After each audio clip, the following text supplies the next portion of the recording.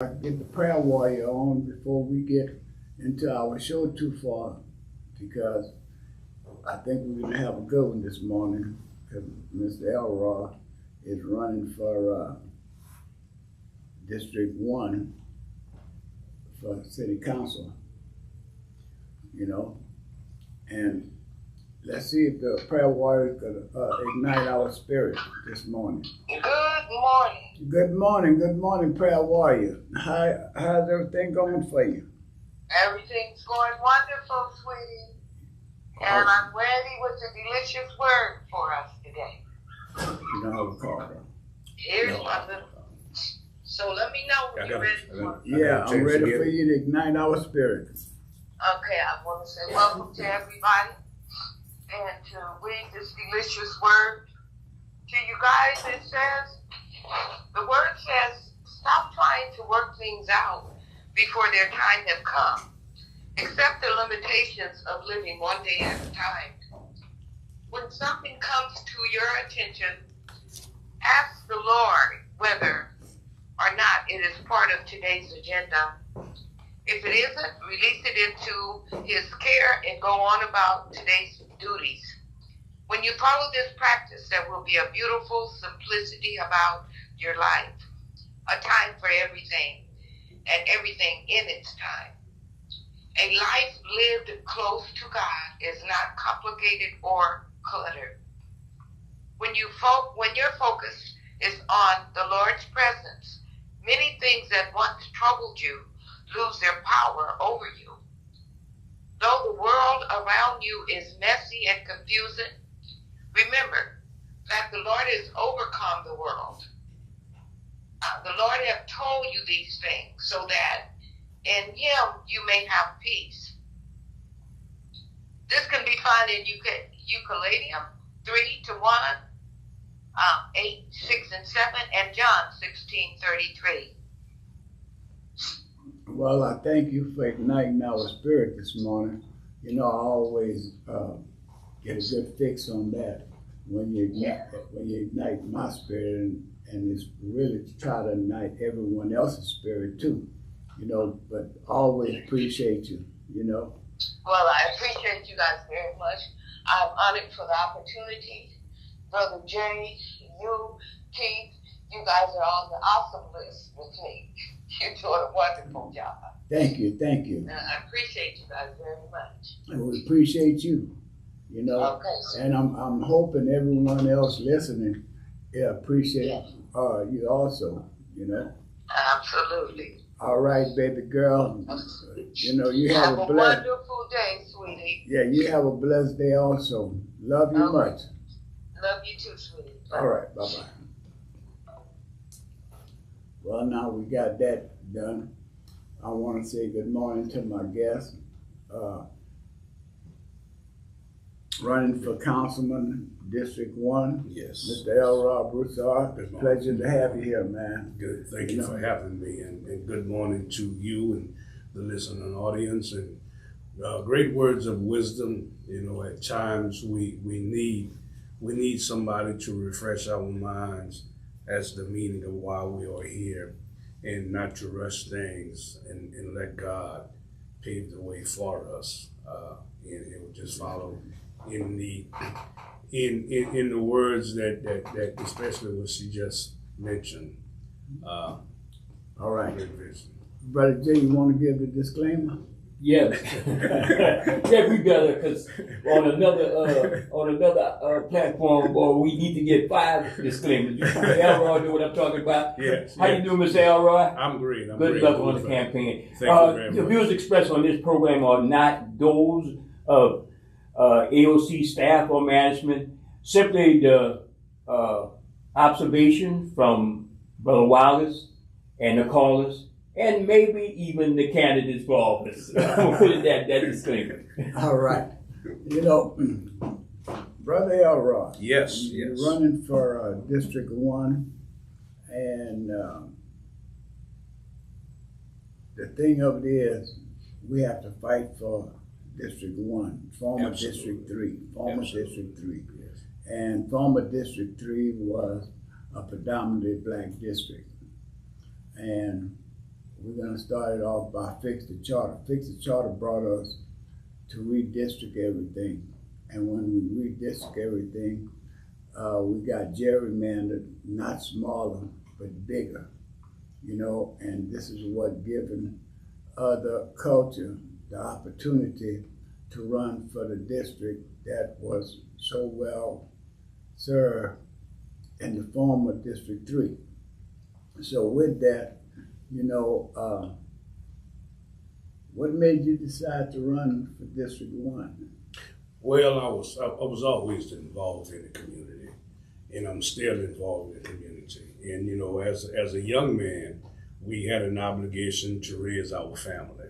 Mm-hmm. And I took the first years of my adult life to raise my 4 children and to be there with whatever they're involved in. Whatever they're involved in, I wanted to be present. So everything else took second place when it comes to my family. Mm-hmm. And so, you know, when they were growing up, there was playing baseball, being involved in school activities and church activities. So wanting to be the father that everybody want to have. And I hope I did a good job in doing that and making sure that I do not do what so many people say that we do, be absent from the household. Mm-hmm. So then after that, my children became young men and young women, and I said, well, you know, I take this opportunity to give back to the community that has given to me over these years, and to let my family know that you just can't sit back and say, oh, what I would have done if I was there. Mm-hmm. We always say that, you know, we should do this, and we always got a reason why we cannot be involved. And I'm not that person. Mm-hmm. I've got an opinion like everybody else, and I think my opinion is valid, and I'm not going to stand back and keep my opinion to myself and keep the struggle within me. And so I'm going to get out there and fight for my community and for the respect of the community and my family as well. So that's what made me decide for the present position I'm in as school board representative. So that's just to make sure that we stay involved in our community, because we the only one can represent our community, because we know what's needed. Right. Yeah. And today early voting starts. Yeah. So we shouldn't have no excuse. Beautiful. I was very disheartened with the primary election. You know, the way things went down, the deceitfulness that went down, and Hyde went down. But that's for, you know, the people to make sure that we have things that we need in our community, for our community. You know, a lot of things going on. You know, we're having different activities going on today, tomorrow, this afternoon, tomorrow, and the following week. But we shouldn't have no excuse why we can't get out there and vote. It shouldn't be none, you know. But it seems like everybody wants to, I call it shake the booty, you know, instead of go out here and vote. Yes. And make sure that we are well represented, you know. Like they say, can't nobody represent us like Absolutely. we could represent ourselves, you know what I mean? And so far, you know, we've been getting good things, you know, in our community. I see right now they putting up sidewalks, moving posters and stuff like this on the university, you know, that our council people done kind of put in line to make sure that we got things going. You know, what are your foresight for the district? Well, you know, we always, if you be involved in the budget process, whether it be on the school board budget or the city budget, there's a lot of projects on the books, and been on the books for quite some time. But at any time, they can pull the money from one project to complete another one to their discretion. They say, well, this is shovel ready, and we need to do this because of whatever reason. And as I would say on the school board, you know, we're always last. We're always in the budget, but we last. And by the time it get to us, well, we had a change order with this and change order for that, so we cannot complete our project, but we start all over again, but I'm still put last. So having said that, the project that's on the books today, I want to finish it. And when you finish, when you finish something, you can enhance the next project. Mm-hmm. So the sidewalks that is being put on University has been on the books for quite some years, and they're starting to do that. But as we add the sidewalks, then we can add the full end. We're doing the full end of Willow, and we're doing some other things. They're on the books as the I-49 corridor. Then you got the Brown Park project, which is nothing but dirt now. But we've got to finish these projects in order to start another project. And when it's like getting dressed. You put on a pair of pants, then you decide what shirt you want to wear, or put on a shirt and decide what pair of pants you want to wear, shoes. You've got to complete the project that's on the books, hopefully, so you can enhance the next project. It's a building process. You build a foundation first, mm-hmm. You put up the walls and the roof. So there's a lot of things that can be done now. You know, we talk about adjudicated property, and we want people next door to acquire the property that is adjudicated next door to their house. But the truth of the matter is, the person next door is renting the property they own. Mm-hmm. So they don't qualify for purchasing the property. Mm-hmm. So the property they own is not of quality. The property next door has zero value. So we don't move. Mm-hmm. So we've got to come to the table and have a realistic conversation about how we're going to get rid of adjudicated property. If we're not going to sell it to somebody in New York, that's fine. Mm-hmm. We want to keep it in the neighborhood, but we've got to enhance the neighborhood, and our neighborhoods are old. Yeah. You know, we were the original Lafayette. Yeah. And so, you know, we were built with, you know, one receptacle in the room or two or something like that, but now there's, you know, we've got to build houses up to code. So our neighborhoods are old and they need to be rebirthed. Yeah. And we've got to concentrate on that. We are not attracting businesses because we have no value. Mm-hmm. We've got no value there. You know, we got what, $20,000-$25,000 a year salary for the family, or 30 or 40, I don't know what it is now. But we don't attract businesses because our value is so low. We have got to start increasing our value. Okay. Well, one way you can start increasing value is our infrastructure. Like I said, our infrastructure is old. Yes. You know, we got old pipes under the ground, water pipes, you know, and at the time there was more galvanized pipe than there was, like right now we putting plastic pipe everywhere. Even drain pipes is big plastic now. You know, some of them are still made out of cement. It all depends where the water is running to. And they've been out there for 70, 80 years, and they clogged up. Yeah. They're all clogged up. I have a question. Yeah. And as a city council person, which is jumping from the school board to the city council, I can tell you, I don't stay in Lafayette Parish, but I travel the thruway constantly, coming from New Iberia. The concern that I'm hearing and doing the talk shows that we do is Evangeline Thruway.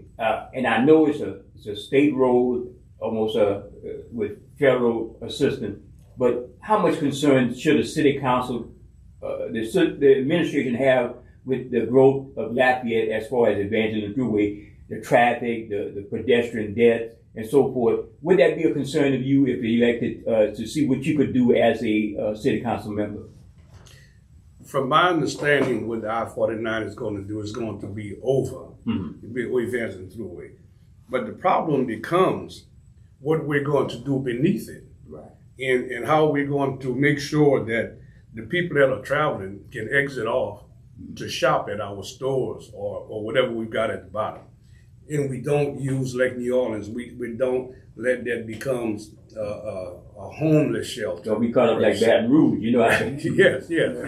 I like you have traveled quite a bit, and I see the effects of a major highway going through the city, and what's down there lose business. Well, would that be a concern of a city council member? Yes. As far as what's beneath there to make people, And it's something you could do. Yes, Okay. that's we want to make sure that buying up a lot of properties on the side of it, but we want to make sure that the district, maybe District 1 or District 5, has a and I keep saying a value, that reason to get off to visit that our area, and not just go straight through Lafayette and start spending your money on the other side of the airport.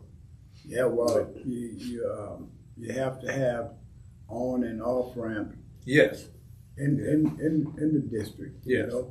And District 5, District 1, they all combine, regardless how it go.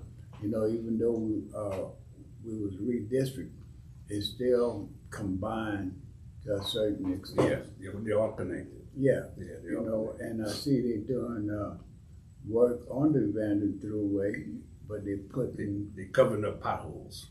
Well, yeah, they covering up potholes. Well, not just that, they put in access sidewalk for wheelchairs and different things like this here. But they're not. They're going to put some money into it, but they're not going to put. They're going to be wholeheartedly into it because it's going to be less travel in I don't know how many years. It's going to be less travel. So they're going to concentrate on something, and I'm just guessing from a business standpoint. You're going to put millions and millions and millions of dollars into a road that in maybe 10, 15 years is going to be less travel. Mm-hmm. So they're going to do something else. They're spending a lot on the south side, though, and improving over there. Yes, It has to be a Broussard. Yeah, but if improving Evangeline Thruway is going to help enhance our 49 corridor, then that's fine. If that's on the books, but just to let it stay there and be a frontage road, less travel, they're not going to put a lot of money into it. So it's up to us to make sure that the Evangeline Thruway as it is now is going to be well lighted. It's going to be something that we can safer.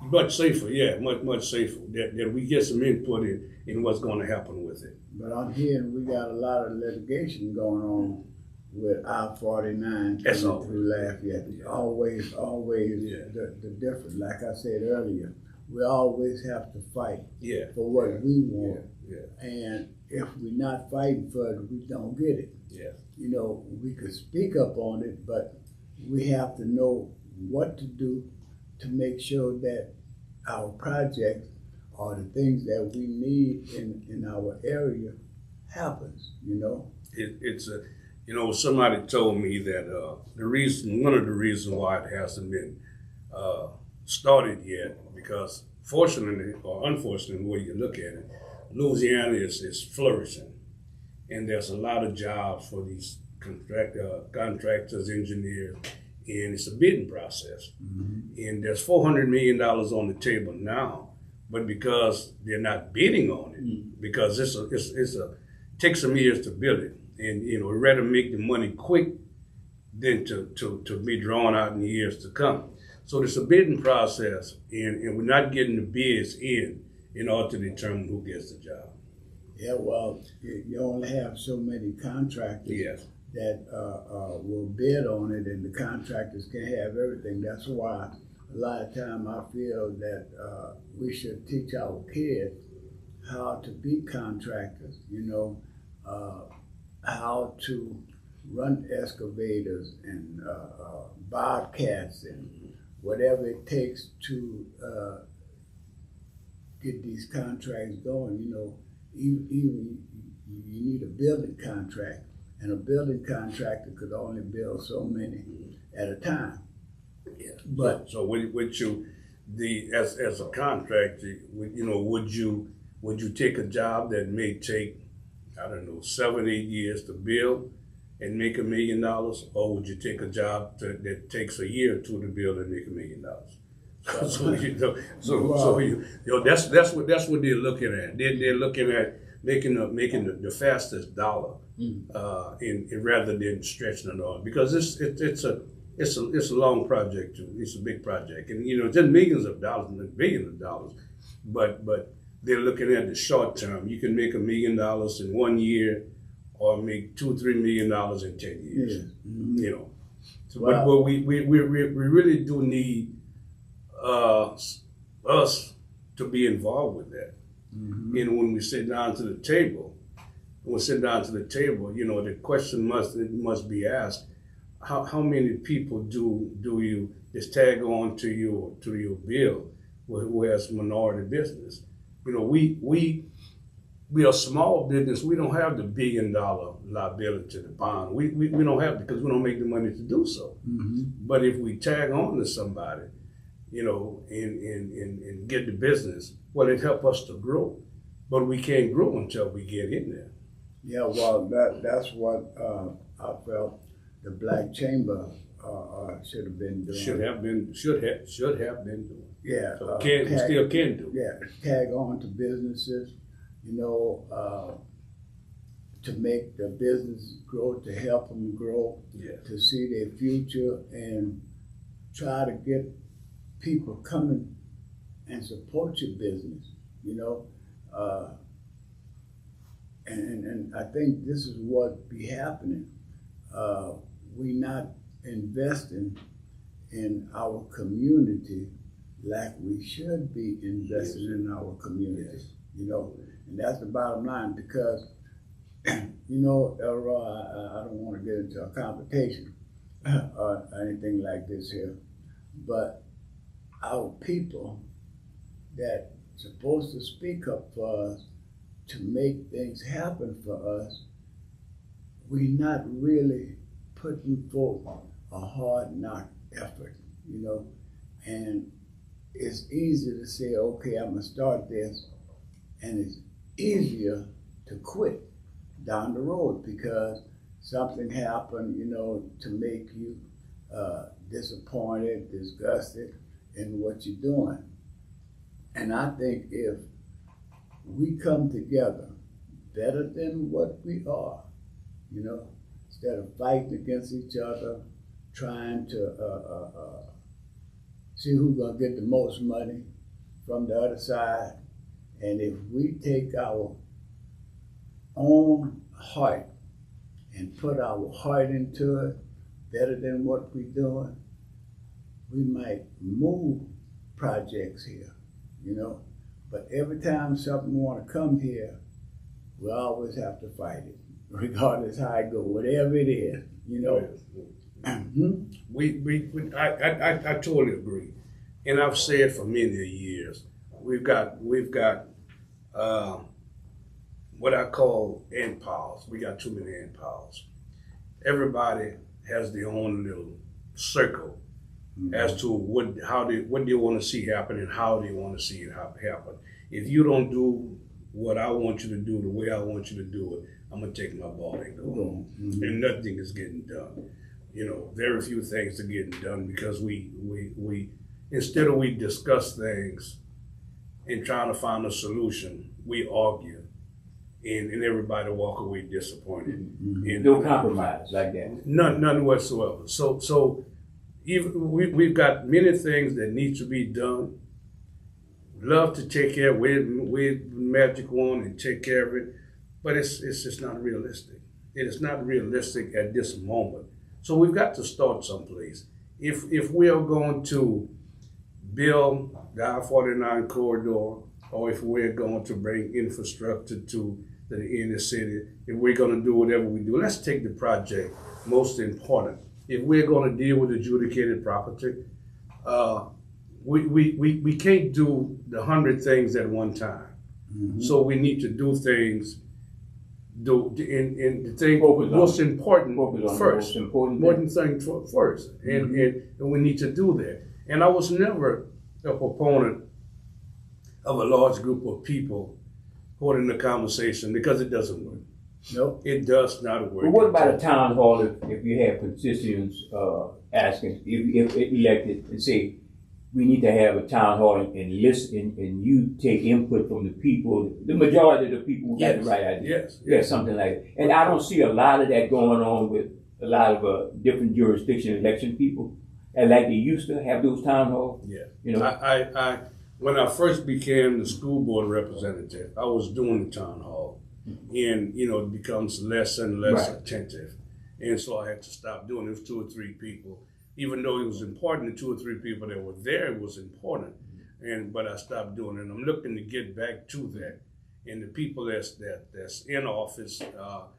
I think we're all friends, and we vow to work together to make Lafayette or in our area a much better place to live and to raise your family. We get back to the town hall meeting, but when we put together the 100 things that need to be done, take things in priority, and when we leave from there, this is what we're going to do. Whoever, if we got 10 people and 6 of them say turn left, then we're going to turn left. Mm-hmm. If it doesn't work, then we come back to the table and do something else. Mm-hmm. But you've got to start somewhere. You got to be supportive. Yeah. You've got to be supportive of that work that's being done. Don't leave the room and say, "Oh, they didn't do this. They didn't. I wanted to do that." But it's not as easy as one would think when you sit to the table to discuss things, trying to get things done. It's not easy like one would say. the key is if people get behind and say you have an initiative for the community, and people get behind you and support you, that what makes a strong leader in the district. We If need- you don't have we the need- support behind you, you can't do nothing. It's like going to war with a 22 snub nose. You can't, you can't get nothing done. You can't get nothing done. But we need to. I've been in many meetings, and it's disappointing to a certain extent because we don't have the support there. To say, and you go to several meetings, and every meeting you go to, they got a different idea how things should go. Well, And, the meeting I was going to, and I've been in this a long time, over 20 years, You always have the meeting After the meeting after the meeting. and before the meeting. Well, not most of the time, not before the meeting. Well, they have the meeting before the meeting, but the meeting after the meeting is the worst. Before the meeting, Yes. it's before the meeting. Yes. Yeah, the meeting after the meeting is the worst. Yeah. Yes. And that's the thing that hurts us, Yeah. in a lot of ways. And I'm gonna bring his name up regardless whether they like it or not. Pat Lewis, was an excellent councilman, as far as I'm concerned, because he represented the district that I lived in, and more so, I seen things that was being done in the district that I live in, where I roll around at, what I got to look at. And all I'm asking you is to be that person he was, to make sure that things get done. You don't have to get out there and wave a baseball bat if you don't give me what I want. I'm gonna use your head for a ball. And you don't have to do none of that. No, I know it's not my cup of tea. But Yeah. you're absolutely right. Pat is a friend of mine. Pat is a friend of mine. I've been knowing Pat, I guess a few years prior to him being elected as the councilman, and he's a friend of mine. He's still a friend of mine, and I've spoken to Pat many times. We had many conversations about a lot of things, and I would love to touch base with him. And I know it's not a problem. Touch base with him to see how we can continue Transition, yeah. Yes, into what he's doing, what he'd like to see completed first, second, third, fourth, fifth, and we're going to have that conversation because we are close enough to where I can knock on his door, and every time I call Pat, and if he didn't answer the phone, then he'd get back with me. Yeah. And so I like I said, Pat and I are friends, and we work together quite some projects, and I don't really see a problem of me getting with him, because coming from the school board, to the council, two different cities. Two different It's things. two different. So even though I've been on the school board for 9 years, it's still different. It's still different. And he can school me or something. I never shy away from help. You see me all the time. I'm always around. Yeah. I don't shy away from people. I go to places I go that I've been going there, and I'm gonna continue to do so. Mm-hmm. Yeah, well, like I said, he did a wonderful job, and I'm speaking from me. And I heard other people say about the things that he did. I know some people brag that live in Monroe that brag about the grass being cut on the side of the railroad track. And that's small things. He brought early voting, and then somebody else tried to take the credit for that. But he went and fought for us to have that early voting site, and you could almost say Bunny and I really pushed it early voting when we first started pushing early voting. When early voting first came out, nobody wanted us to push early voting because they were so used to doing election day voting. Yeah. We kind of pushes it now because we understand the value of people able to vote at the time other than one day, and that's the last day to vote, So those kind of things, But initiatives like that, you and Bunny took the bull by the horn. You chewed on it, every time they see you chewing on it, the early vote stuff, and now it's real. But for this election, when early voting is today? It starts It today. starts today. Start today. Yeah. So that's what I'm saying. We take a project, and we make sure it's complete before we do anything else. Mm-hmm. We take that and harp on it. Bunny and I have done that. I've been doing Bunny for quite some years, and so we take that initiative, and always at council meetings or the school board meetings, and so you take that and you go with it. That's the fight you want to take, and you make sure it comes. If you say it often enough, then they're going to start listening. They're going to start. But if we say it one time and we walk away, well, they're not concerned. Now, Mr. Elroy, this election, Brother Wallace, you see, y'all are talking about election, and I get wound up. We had a discussion about that on another platform, and it got heated about the turnout. How do you feel about this past election? It could have been a better turnout for your election because you made a runoff. I don't know if you maybe predicted that you might win it outright or what, and we had some different characters in the race. And good way of putting words. You have to be diplomatic when you say something around here in South Louisiana. But were you disappointed, or are you somewhat enthused about you making a runoff?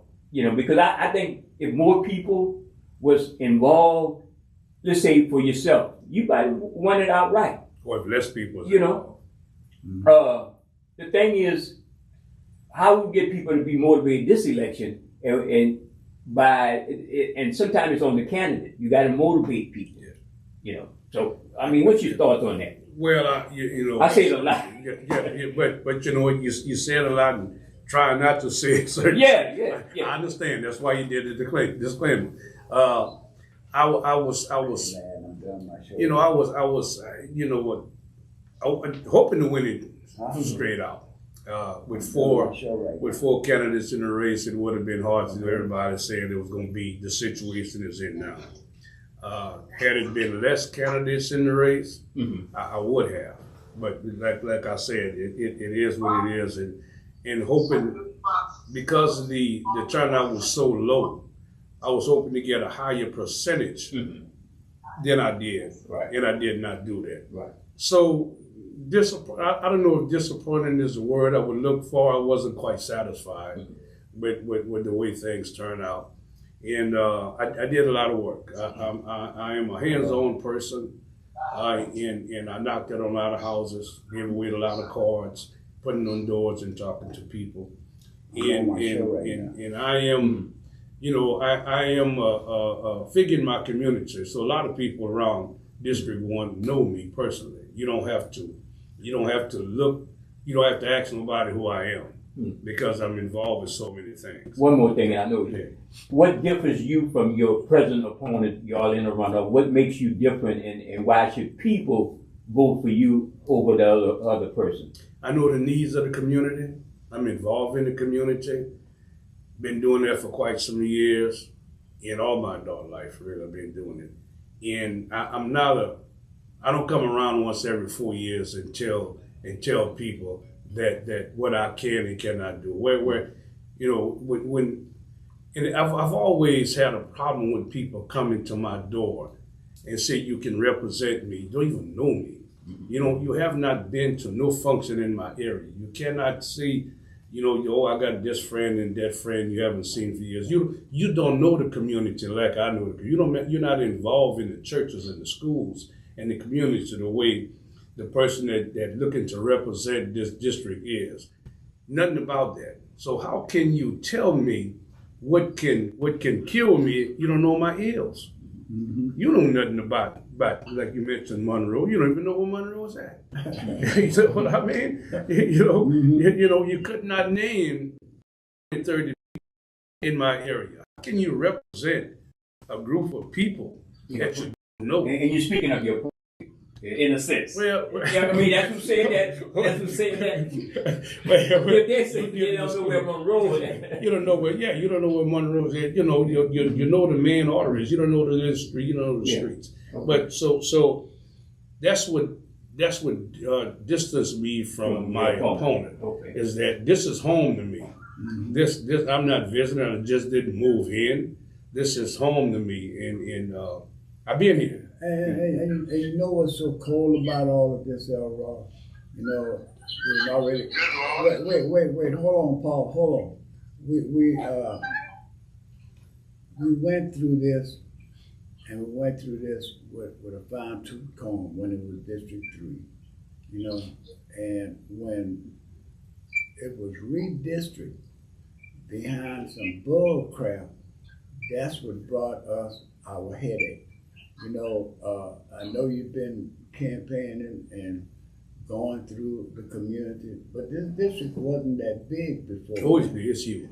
It's huge now. It is huge. It's huge now. Yes, Because it is. we're not representing the people that look like us. We're not representing just the people that look like us, like we was doing before. We had a better opportunity. When it was District 3. And that was very disheartening to me to see how it all went to flop. It all went to flop, and it went to flop behind a few council people, And we all know what Mike Heffernan is all about. He's a gerrymander. He will take black kids away from white schools. He put all white kids in white schools. Not all white, but 80% of white to 20% black, and he'll put 80% black in a school with maybe 20% white. And the 20% and the 20% white that he put in there, they basically not elite kids. So those kind of things, we know this is happening, and for a man to get to Mike and say that's his man, I got a problem with that. I understand what you and I see the makeup. I see the makeup in having to live as long as I've lived. And know the challenges that is in our community, and know what happened. When we slept away and we woke up, we see all of these separations, and it took 40 to 50 years, 30 to 40 years to make this happen. They did it little bit by little bit by little bit, and now we all Yeah. segregated. But that, You know but what I that, mean? So, but that's just like right now. They want to change Fightonville into LaPlace. you and I had that conversation, and I'm not certain. I looked on Facebook, and I think they did a dedication or something on the Four Corners, and they painted a mural on the wall, and they had the number 4 in the corner. That's fine, but is that considered LaPlace too? I don't know. I know I see a sign on the corner of Pierce and Congress, says LaPlace. But they're trying to bring LaPlace to basically where Black Wall Street was, and that was the block. Mm-hmm. They're trying to change that all into LaPlace. Yeah. You know, I don't see that. I wasn't raised in LaPlace. I was raised in Fightonville. And all of a sudden, you're going to come and want to change the name of the place that I was raised in, not for our benefit, but for their benefit. What was what's the reason behind it to change it from what the original name to the what's the reason behind The reason for it is prime property. And they want to build up their businesses. You understand me? But it's cheap property. Yeah. You know, it become prime because what they want to do with it. But we can do the same thing under the name of Fightonville. Yeah. You know, there's so many historical factors in Fightonville. The block, like you said, the block was Black Wall Street. Yeah. We have lost people like you and I who still remember the block and what it was, Mm-hmm. and that has fallen by the wayside. We don't hold our history to value, and that's the problem. We had doctor's office, dentist's office, the soda shop. We had pharmacists on the block. We had the best restaurant was Houston Cafe. It was on the block. Yeah. You know, now that is gone. And everybody came through Lafayette had to come on the block. They had to come to some of the best musicians playing on the block. But we don't have any artifacts. We don't have anything linked to the block, and most of the people are gone. They took their memories with them. Yeah. It's you and I are the only ones here that's trying to hold up history. Yes. Well, you know, I'm gonna stay at it as long as I could. Yes. You know, as long as the good Lord see my health, I'm gonna keep talking about it. When I go to those quarterly meetings, I introduce myself as Wallace Senegal, live in Fightonville. You know, I'm not gonna honor LaPlace because LaPlace is not in my district. Okay, they're trying to put it in the district that I live in, but I live in Fightonville district, and anybody else that knew about Fightonville should be doing the same thing I'm doing. Well, if they're trying to put the subdivision together and give it a name, then that's one fight. But if you want to change my name, Mm-hmm. you know, that's another fight. Yeah. You know, if you don't want me to remember my identity, you don't want me to remember how I got to where I am. Mm-hmm. That's, you know, you want to change my history or take history completely out. And in a few years, Fightonville will no longer be. Mm-hmm. It will all be LaPlace, and that history is gone. Well, that's just like the block right now. You know, all the clubs and we had movie theaters down there and everything. They done took all that out and they putting houses up, you know, in the places of where we had famous nightclubs, you know. Absolutely. And back in the days, you know, used to try to tell,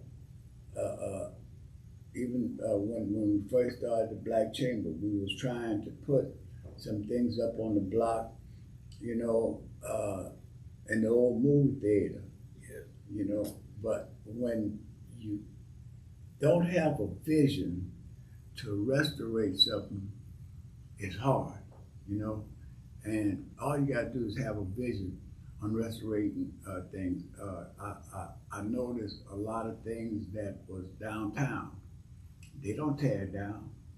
You know, If it costs whatever it costs, they gonna renovate, renovate. to renovate They're it, gonna renovate. they're gonna renovate it. You know, Yeah, they're gonna renovate yeah, it. look at the old Hammond department store. Yes. What they did with that, the App Dallas, you know, the Mhm. Woolworths, you know, the McCurry. Everything is still there. Yeah, everything is still and, there. And there should be the history, but we need to take it upon ourselves, and I don't know how we do that, to understand the history. Like you said, the Hyman story. Mhm. And when we were kids, going downtown was a treat. Yeah. Oh, that was a treat. Man. Yeah. When you go Saturday afternoon, you catch the bus to go downtown, or you walk downtown, Mhm. and it was a treat. The Hyman store, App Dallas, if you had enough money, Yeah. you know, that was a treat. Mhm. And we you know, we have lost our wants to be All that our we could best. be. Yes, yeah. all that We could have be. we have accepted somebody else's culture. We have accepted somebody else's degree of what they want us to be, Mhm. instead of this is what I want to be, but this is what I think you should be. We have accepted that, Mhm. and you know, that's unacceptable to me. Yeah. It is Okay. unacceptable. We talking to Councilman wannabe lady. Yeah, you call you councilman already? Yeah, Rob Broussard. But on the phone, we got Paul out of Lake Charles, and he's been hanging Patiently. patiently. So, Paul out of Lake Charles, you still having election lag? Election hangover. Oh, election hangover. You still got that hangover, man? Yeah, I'm still drinking them Bloody Marys. To get over that hangover. That's all ain't working. All right. Yeah. Well, hey, man, you know, it's working. I can't tell you to take 2 or leave. And Not with that Bloody Mary. Take Tylenol. Yeah. extra strength I time. can't touch that. Ali can't touch that. I'm hammer time. Can't touch that. Shit. Okay. Well, you know, I want to give you the opportunity. We're almost at the bottom of the Midnight hour. hour, this special hour. Yeah, this special hour. Yeah, Of the power. That power of power. Brother Jay and I was talking about that. We're gonna try to get some added time to what we're Oh, doing. that's a beautiful thing, man.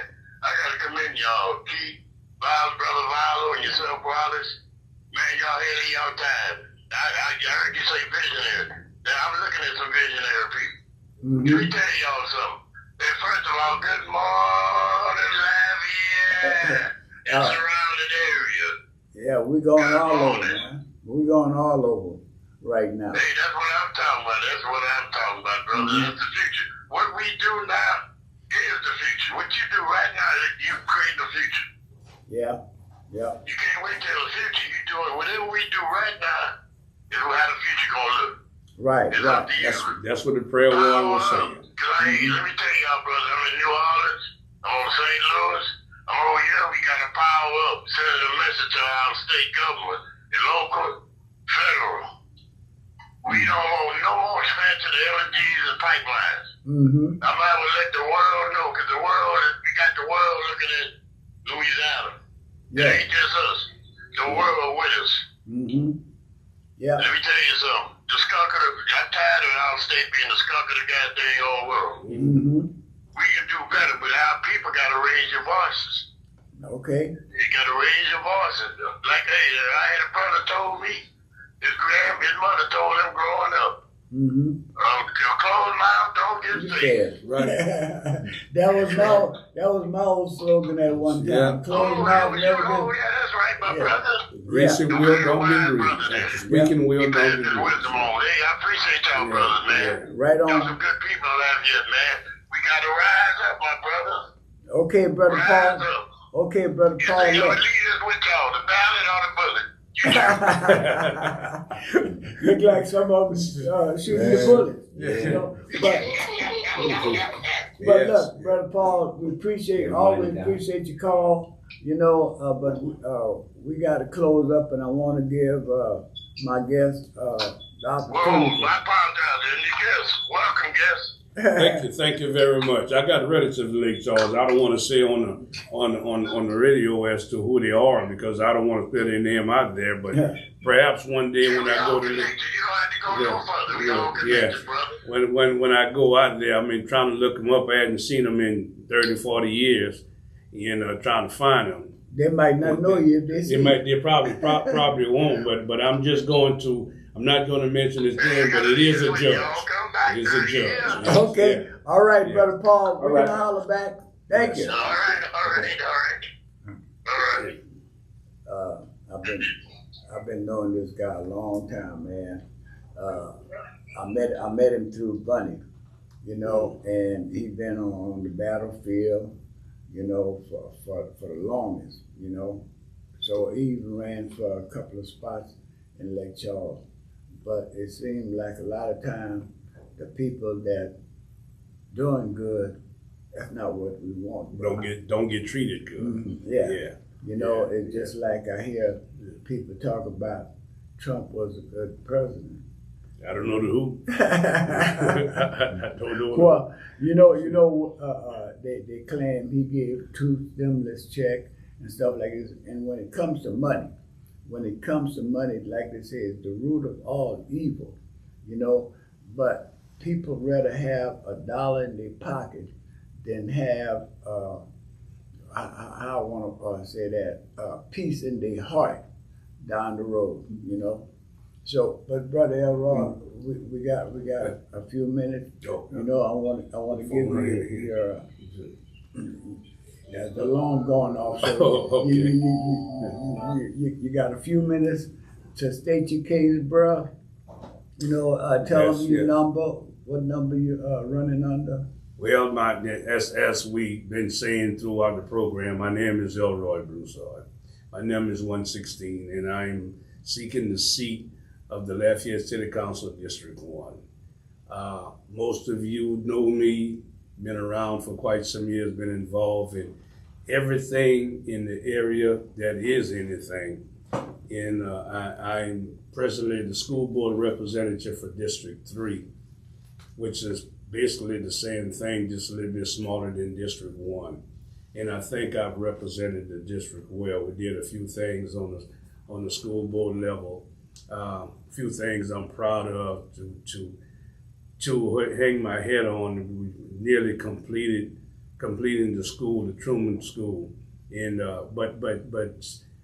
he's raising the finger, and I just have a few minutes left. But I am the person most qualified to represent the district. I am the person that you see on a regular basis, not every 4 years. When you mention my name, you can see my face. I don't have to have my picture on a billboard for you to know who I am. My name is out there and my picture is in your mind. Mm-hmm. So when you go to the ballots, you go to the booth, either today, next week, on the 18th, we need to keep District 1 in the value that it is now to represent the people that need quality representation. Okay. Don't get fooled by the money that's being put out there. As I'm a retiree, I'm on a fixed income, so I'm just waving my hand at you, asking you for your vote, your prayer, your support, and I'm accessible. My phone number is out there on my push cards, and many of you, if not all of you, got it. And you'll be hearing from me in the next couple of weeks. I'll be walking the streets again, as I did before, wearing out a pair of Nikes, and that's how I get around. And so I'm just asking for you to give me this opportunity, and thank you so very much for giving me this opportunity to be on this station, on this airway, to plead my case. Thank you. All right. Thank you, Elroy. All right. Appreciate you. Well, folks, y'all heard it from Councilman Elroy. I want to thank you for allowing me to come into your home, to your eyes, to your heart, and to your ears. Until next Friday, don't forget to watch the People Tech and Talk Show or listen to the People Tech and Talk Show. That's tomorrow at 9 o'clock.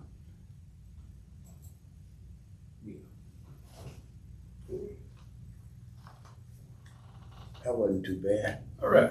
Let me cut this stream off right here too. The open mic